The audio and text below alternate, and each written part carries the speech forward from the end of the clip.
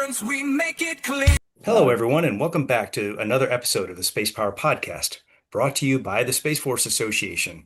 I'm Bill, Hippie Woolf, and today we're diving into one of the most important topics shaping the future of our nation's newest service: recruiting, developing, and preparing the next generation of Guardians. And we have two special guests today. Joining us are two of those important individuals, and they're going to share their respective journeys. Here's what's really interesting about these two: they're brother and sister.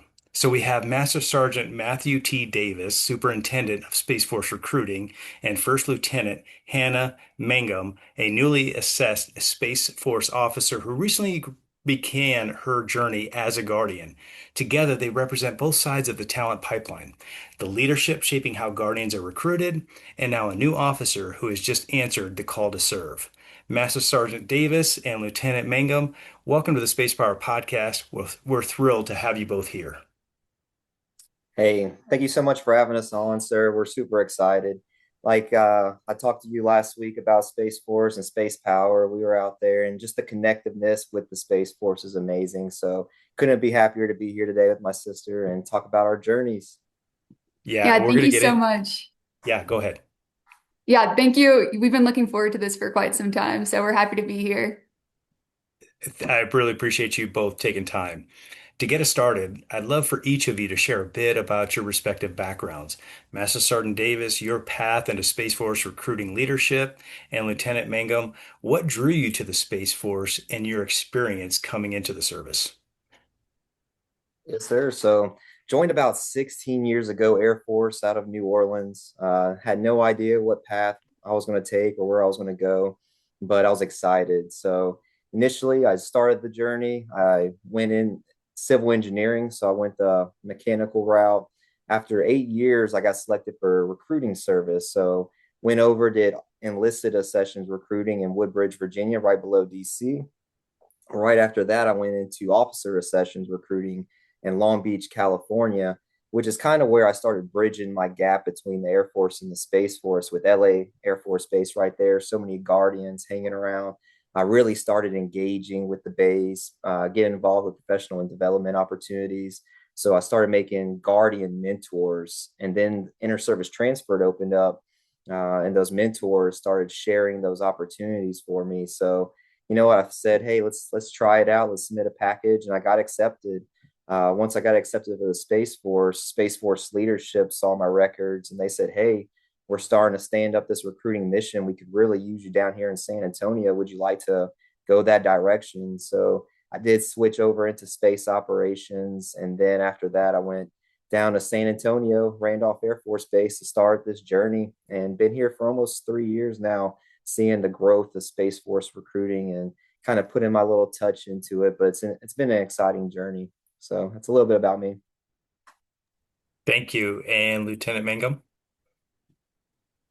Yeah, so I graduated from Mississippi State University not too long ago, back in 2024.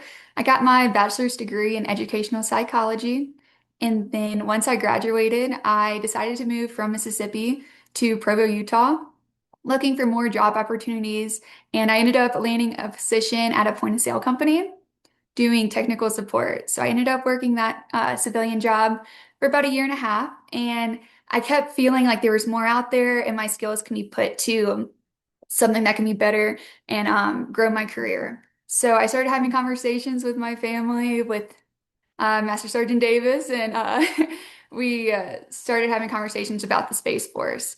We continued to talk about it, and I started to really be serious about it. It was like, I want to do this. This is where I want to go with my career. So that's where my journey began. Thank you for sharing that. So let's delve into a little bit of those conversations. If you could share, Master Davis, when your sister was talking about joining the military, how fast were you to respond to say, hey, you'd be a perfect fit for the Space Force, and here's why? And then, Lieutenant Mangum, how was your response to that? And I'm sure you had some questions. So let's talk about that conversation really quick. Master Davis? Yeah, the funny thing is, I didn't necessarily push the Space Force right away. I pushed the officer corps because she's always been a leader, student body president, cheer captain. I could go on and on. I didn't even know high schools had like a Hall of Fame, and she was in it. And then she continued into college and did great things. But she's an all around amazing person. So I was like, hey, I think you should be an officer in the military, Air Force, Space Force, whatever you choose. Lots of opportunities. Start looking at it. Start doing some research. And then she gravitated right towards the Space Force. So she started doing that research and really found out that this was a pathway she was interested in. So really a cool opportunity. Once we went over like the normal questions, qualifications, making sure she's good to go and everything lined up.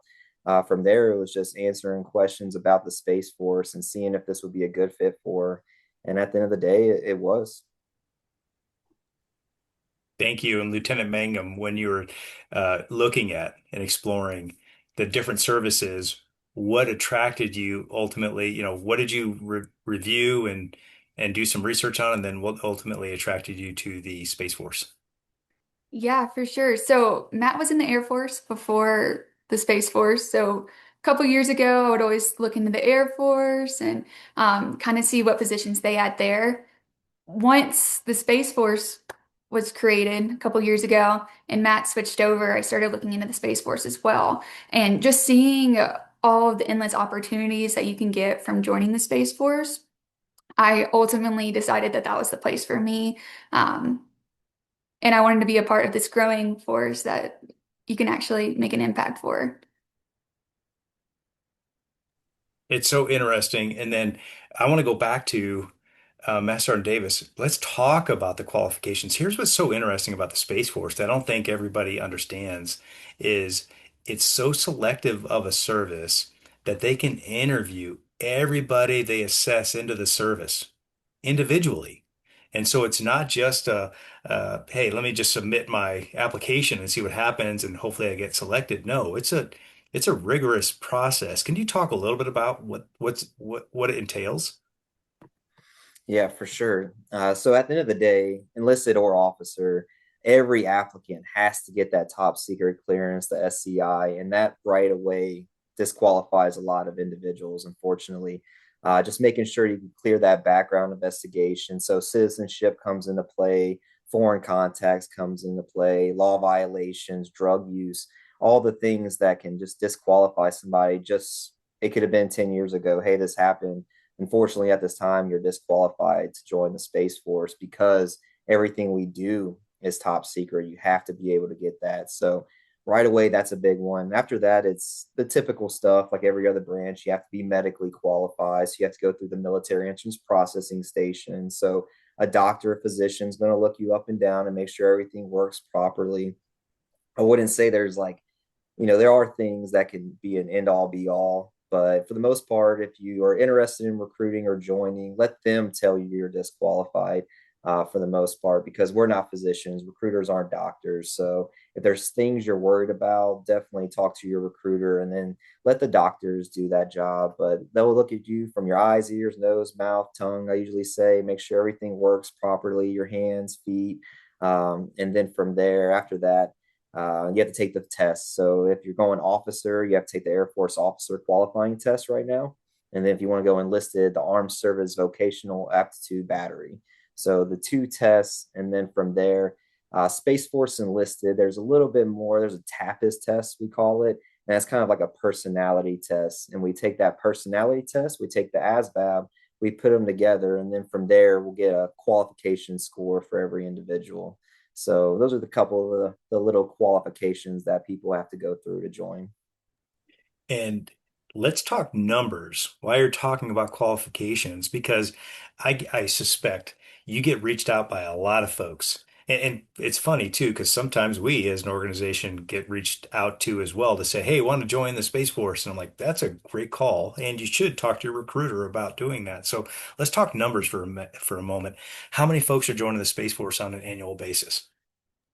So enlisted wise, we've been right under 1,000. We're getting to that point where we may start assessing over that amount, but a couple hundred below that. Enlisted wise has been anywhere between 75 to 125-ish. It could fluctuate a little bit depending on needs of the force, but for the most part, not huge numbers, nothing like the other branches.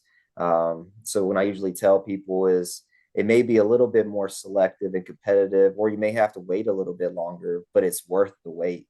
If you tell me, hey, I have to wait 3 more months to be a guardian compared to another branch, I would wait that 3 months because of the opportunities that we have are worth it. Yeah, I'm biased, but I couldn't agree more. As Legacy Guardian number one, I'm all in.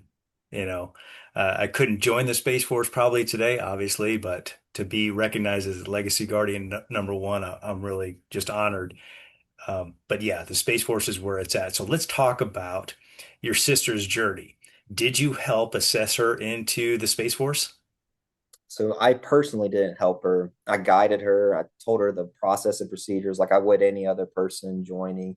But at the end of the day, I made sure that she had a good recruiter out there, somebody to take care of her, just like any one of our officer accessions recruiters will take care of an applicant. But yep, I guided her to the local recruiting office. Hey, this person's going to set you up. Just listen to them. Be proactive. I think that's one thing a lot of applicants don't focus on is getting the things that the recruiter is asking timely. But everything the recruiter says, get it to them as fast as possible. Make sure that they're not waiting on you as an applicant. And if you do that, then they'll take care of you. So, yep, she knocked out everything. She submitted her application. She got her own letters of recommendation. She took her tests. She took care of business. She went to MEPS. There's really nothing I could do in the process besides make sure she knows where to go, and she took care of everything she needed to, and she prepared and she put in the work and she got through it. That is congratulations, Lieutenant Mangum. So let's talk a little bit about your journey. Now it's your opportunity to kind of assess the process now that you've been through it and just talk about kind of beginning to end everything your brother told you about joining the Space Force. How did that process go for you? Let's talk about timelines, what some of the key milestones were, going through BMT, graduating, and then kind of where you're at now in terms of your next step, and what mission you want to get into. Yeah, definitely. So first things first, I started talking to the recruiter. He kind of told me the steps that I need to go through. So the first thing was the AFOQT. I had to take that. So I studied for the AFOQT a couple months or a couple weeks. I then took the AFOQT, got my scores back. Once we saw the scores and that they were good enough scores to apply for the board, we moved on to the next step where I got a letter of recommendation, and then I had an interview as well. I prepped for the board and submitted my package to the board, and then after a couple months, the board results came out. So I applied for the February board, and then the results came out at the end of March, beginning of May. So once I found out the results that I was selected, I waited about 8 months, and then I started OTS. So then I started OTS, and that's Officer Training School. So you do have some time between getting selected and actually going to school. So it's important to still keep, I still worked my civilian job during that whole time. So it's not like I was pushed straight in. And then once I got to Officer Training School, that was a about 2 months program where we really learned how to be leaders for it was the Air Force Officer Training School, but we learned how to be leaders for the Air Force and Space Force. So they're really trying to cater it towards both branches while all being together. So going in as a civilian, I didn't have any experience. I didn't go to BMT, so I went straight into OTS. We still learned the marching, all of that good stuff the first week, your basic military courtesies. And then following that, it was really pushing on being a leader, making your own decisions. And you're the people that's going to be leading all the enlisted. So it was really, really such a growing experience to be able to be taught all of that good stuff. So after officer training school, all of the Space Force LTs, they all come to Colorado Springs, and you get placed in a casual status until you start for the officer training course. And the officer training course, it's pretty new now.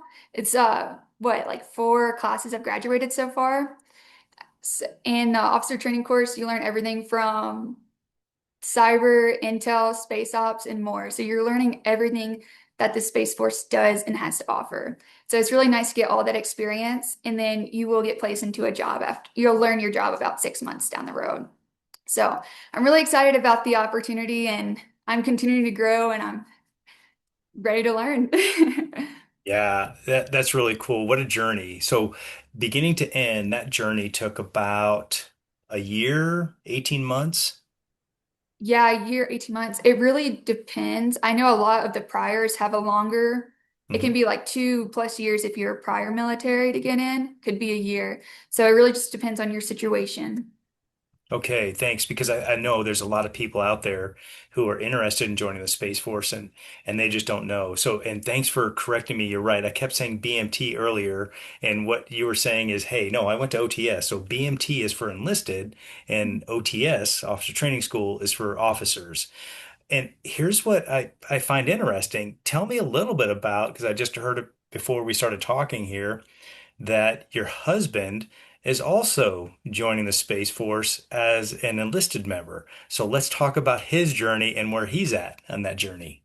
Yeah, for sure. My husband, he is joining as enlisted in the Space Force. Super excited for him.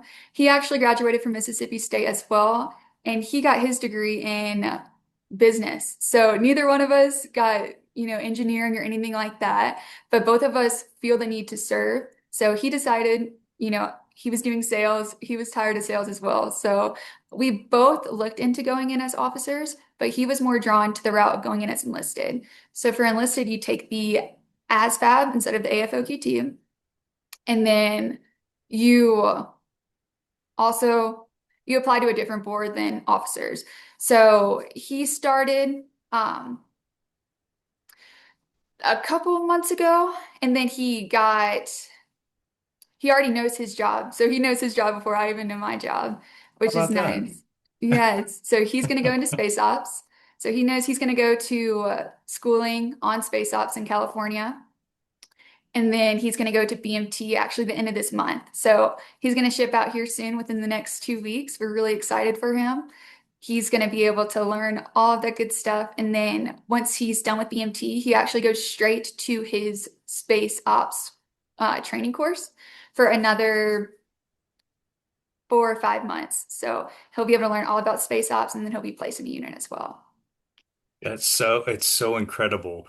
And the thing that I'm drawn to in your response and kind of describing the way that's working is there's so many questions that I've got now just because I'm curious.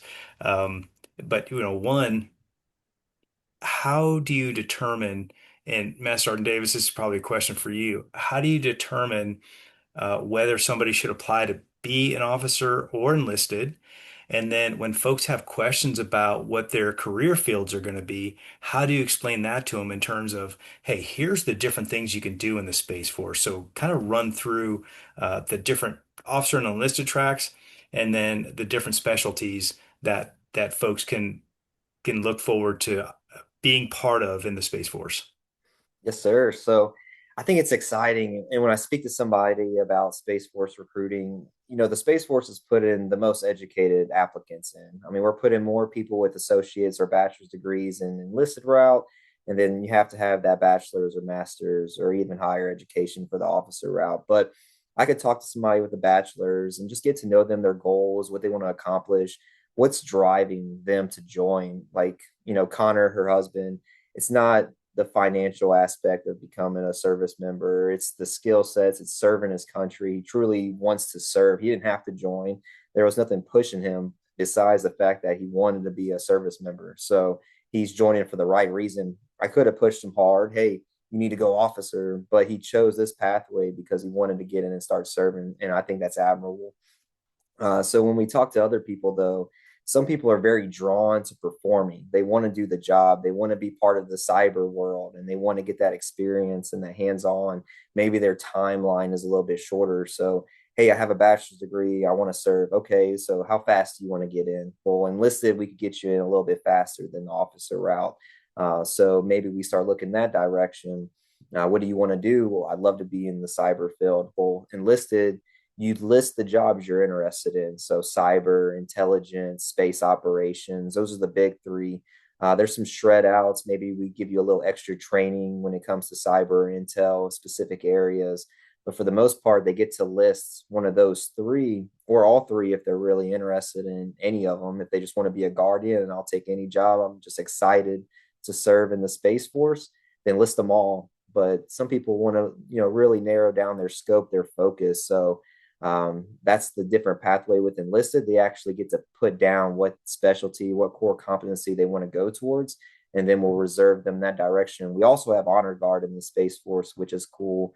A little spot where people can go do honor guard in Washington D.C. for a little bit, and then after a couple of years, they'll go to their competencies of cyber, space, or intel. But for him, or for any applicant, it really comes down to what's their goals. So if their goal is to lead and they want to be out there taking care of the guardians, they're more drawn to maybe that leadership aspect, and maybe officers the better pathway. Because like she said, she doesn't know her job yet because they all go through the officer training course. Officer training course is teaching you everything, so you get to really understand the full spectrum of what the Space Force offers to make you a better leader. So you can go out there and lead anybody. You can lead space, you can lead cyber, you can lead intel.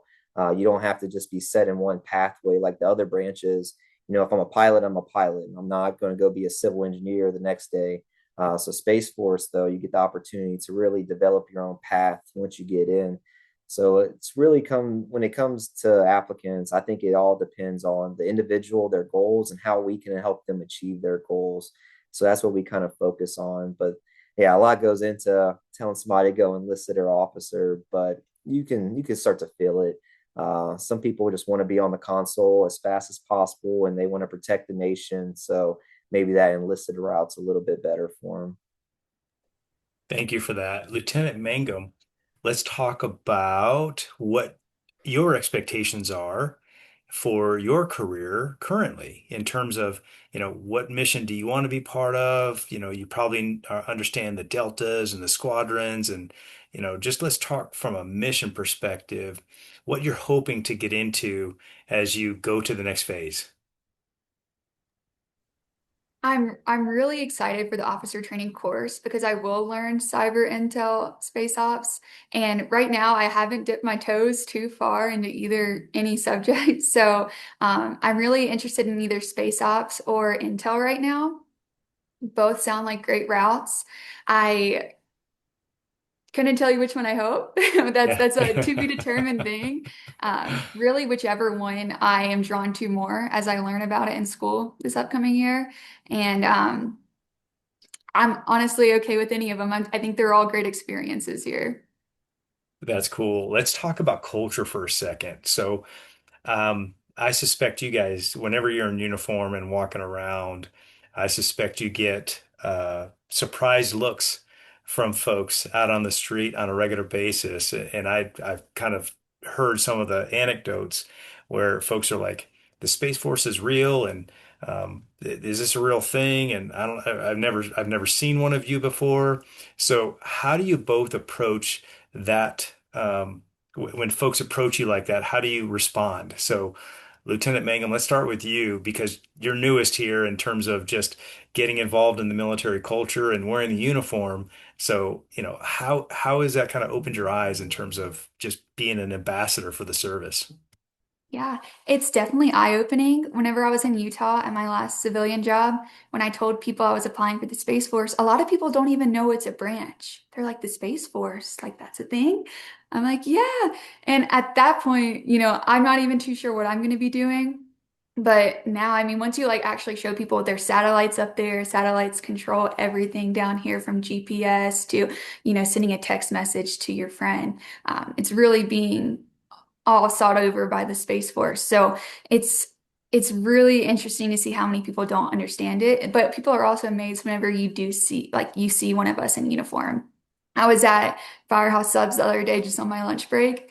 And there was a man there, and he was amazed to see me, which is very interesting because I'm in Colorado Springs and we have multiple bases here. So even people here in Colorado Springs might not even know that Space Force is a thing. But I'm happy to be a part of the force. That way we can actually show everyone that what we do and see if we can get more people to join with us. Yeah, that's perfect. And you're right.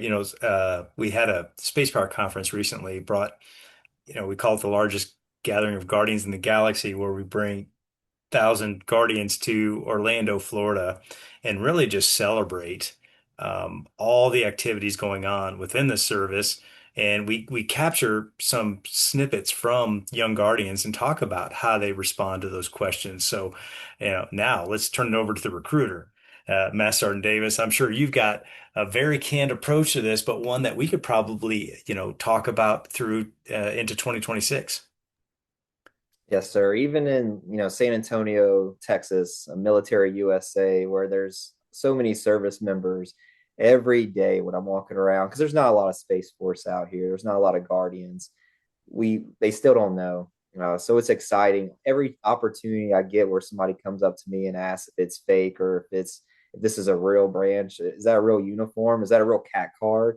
Everything I get, I love the opportunity to discuss what we actually do and talk about how important space is to not only the U.S. but the world. Right? You could talk about the easy things like GPS or ATM or communications, the little things that people use every day, their phone, that application you're using.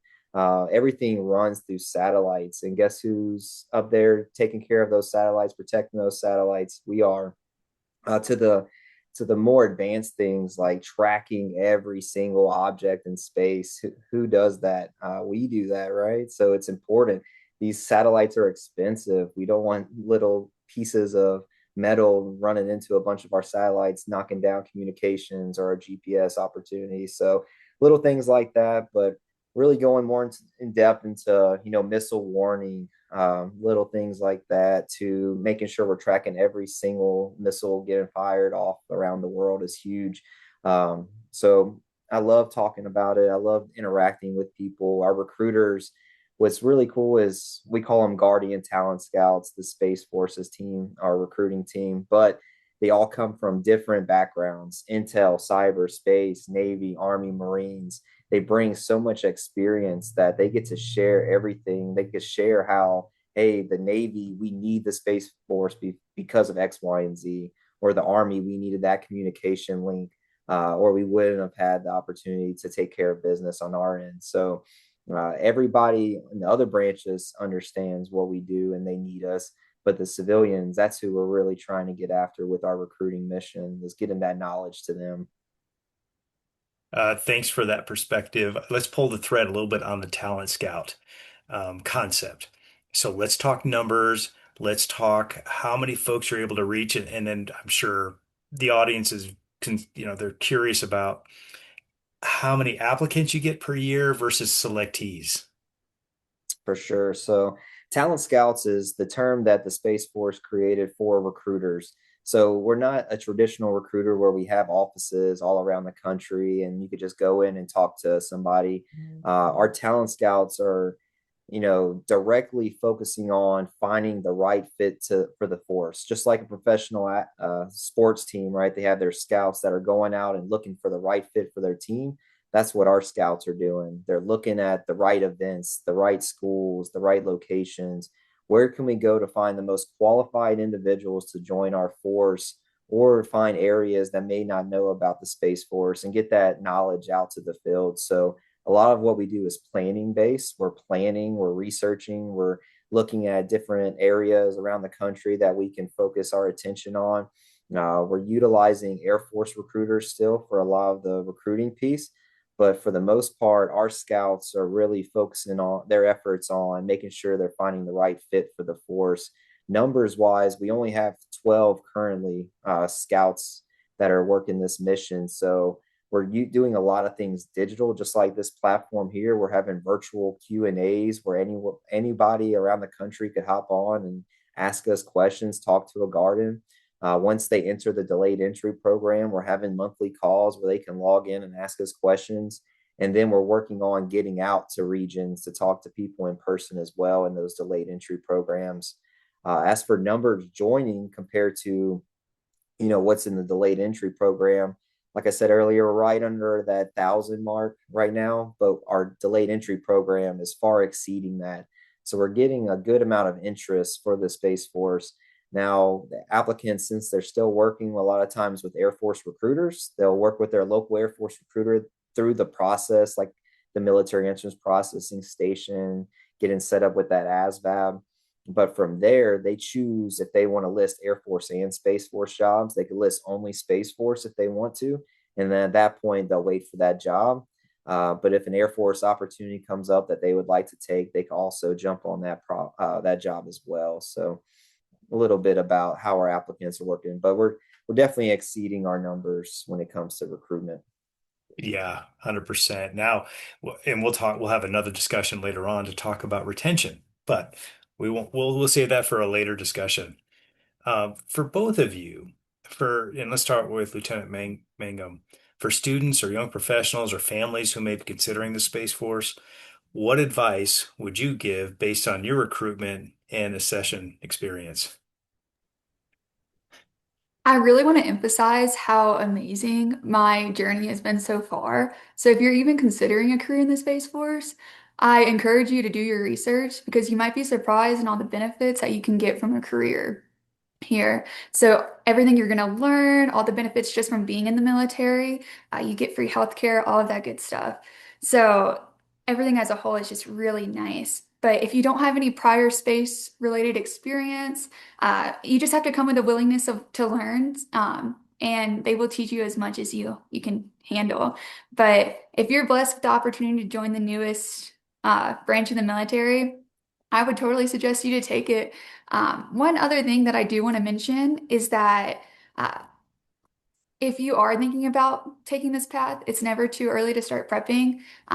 You can start volunteering, taking leadership courses or technical trainings for space or cyber. Anything like that will strengthen your application and help you prepare before you join. Yeah, that's great. And for those of you interested in learning more about the Space Force, I'd encourage you to join the Space Force Association, an advocacy organization dedicated to ensuring we have a strong Space Force with our partners and allies through SFA. And then look at, if you're a college student, look at joining Space Professional Society. If you're an ROTC student, look at joining I-5, a partner organization within the Space Force Association. And if you're a parent interested in getting your child engaged in the Space Force, consider joining the Space Force Cadet Corps, which is a partnership organization focused on K through 12 education. So your point, Lieutenant Mangum, is perfect in that it's never too early to start your journey. And this isn't to recruit a tremendous number of folks into the Space Force. This is so that everyone can understand better what the Space Force does and how critical the service is.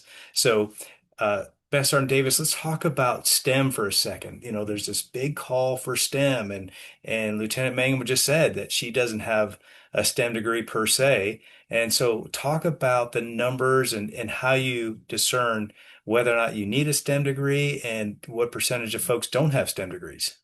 That's a great question. So when I talk to people about enlisted and officer and educational background, is STEM important?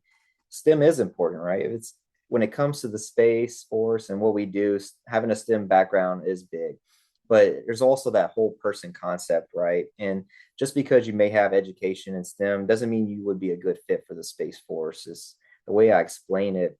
An ideal person for me, I always tell my guardian talent scouts is, hey, find that person that's interested in STEM, but is also a leader or a teammate or is in clubs and organizations volunteering, and then they're also passionate about what we do and they want to serve.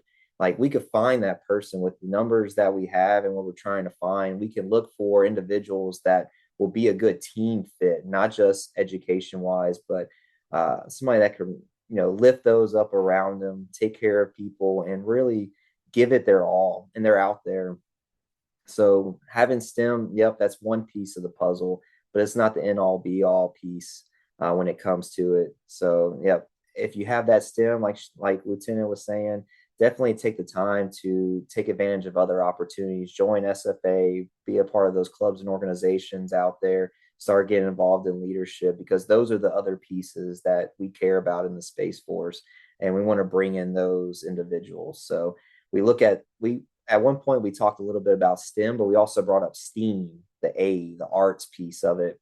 So having people that are out front talking, communication's huge. That connection piece. You might be a STEM whiz, but can you communicate with your teammates and really help those around you? So that kind of goes into play a little bit as well. But no, I think STEM's extremely valuable, but also focus on other avenues of building yourself up. Phenomenal words. You know, the brother and sister team here with Lieutenant Mangum and Master Sergeant Davis is really a way to look at how the Space Force is truly a family environment. And we celebrate family environment at Spacepower Conference every year. And you two are celebrating family here in the service. So to both of you, this has been an outstanding conversation. From recruiting the future force to experiencing the Space Force as a new guardian, your perspectives highlight how critical people are to the mission. Thank you both for joining us on the Spacepower Podcast, and thank you for your continued service. And to our listeners, thank you for tuning in. If you enjoyed this episode, make sure to follow the Space Force Association and subscribe to the Spacepower Podcast for more conversations with leaders and guardians shaping the future of space power. Thank you both for your time, and Semper Supra. Semper Supra. Semper Supra. Yeah, eyes on the stars, boots in the fight, forging space, power blazing light. No fear, no retreat, we persevere. At the Space Power Conference, we make it clear.